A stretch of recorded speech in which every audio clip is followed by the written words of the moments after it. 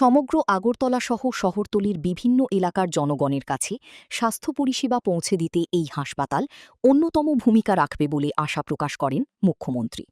তিনি বলেন, সান্ধ্যকালীন ওপিডি পরিষেবাও চালু থাকবে কর্পোরেট স্টাইলে গড়ে ওঠা এই হাসপাতালে। তিনি বলেন, পাইলট প্রজেক্ট হিসাবেই এই হাসপাতালের সূচনা হয়েছে। এই মডেল সফল হলে বাকি ১৯টি নগর সংস্থায় এই উদ্যোগ সম্প্রসারণের বিষয়ে প্রয়োজনীয় উদ্যোগ গ্রহণ করা হবে। তিনি বলেন, প্রাথমিক স্তর পর্যন্ত উন্নত মানের স্বাস্থ্য পরিষেবা প্রদানে ইন্টিগ্রেটেড হেলথ সিস্টেম বাস্তবায়নের পরিকল্পনা রয়েছে সরকারের। এবং মানুষের জন্যই পরিষেবা স্বাস্থ্য ব্যবস্থা আমাদের কাছে প্রায়োরিটি বিষয়।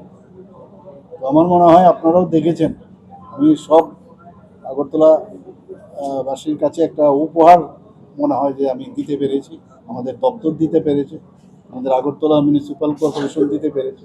আমাদের এই চেষ্টা আগামী দিনও সেটা চলতে থাকবে। অলরেডি তো হচ্ছে, তারপরেও আমরা এগুলো করবো। আমরা কোনো জায়গায় যেন জনসাধারণের সমস্যায় হোক বা স্বাস্থ্য ব্যবস্থায় কোনো রকম সমস্যা কোনো ঘাটতির জন্য মানুষের ডেলিভারি যে দেওয়ার যে ব্যবস্থা সেটা না হোক, সেটা এই সরকার চাইছে। এটাই তো থাকবে সব ডিপার্টমেন্টে। তো এবং 12 জন ডাক্তারবাবু আমার কাছে যা বললেন সেক্রেটারি সাহেব, 12 জন ডাক্তার এখন দেওয়া হয়েছে। বেলায় কিন্তু ফার্স্ট টাইম, যেটা মেয়র সাহেব বললেন, ফার্স্ট টাইম এখানে ওপিডি খোলা থাকে। যেসব সন্ধ্যের সময় কিন্তু একটা বিরাট সমস্যা আগরতলা শহর, 5 to 9 o'clock ইভিনিং সেটা খোলা থাকে। অবসরপ্রাপ্ত দেখেছিলাম, কিন্তু এইরকম কোনো কে কোথার থেকে কীভাবে কে এগুলো ছাপায় আমার জানা নেই, কিন্তু এরকম এখন অব্দি আমাদের ডিসিশন নেই। অনেক আগের পুরনো আমাদের এটা তো সেদিনও, কিন্তু আমরা তো অনেক আগের থেকে এটা ডিসিশন নিই যে 1 বছর আগেই তো আমরা জায়গাটারও প্রপারলি ইউটিলাইজ হোক।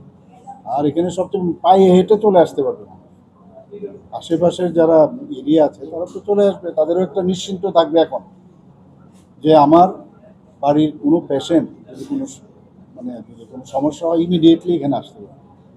মুখ্যমন্ত্রী বলেন, আধুনিক সুবিধাযুক্ত এই হাসপাতালে প্রতিটি বেডের সাথে অক্সিজেনের ব্যবস্থা রয়েছে।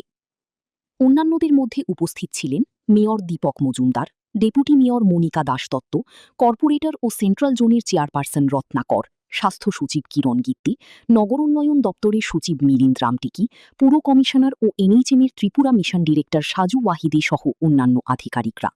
ব্যুরো রিপোর্ট, নিউজ নাও।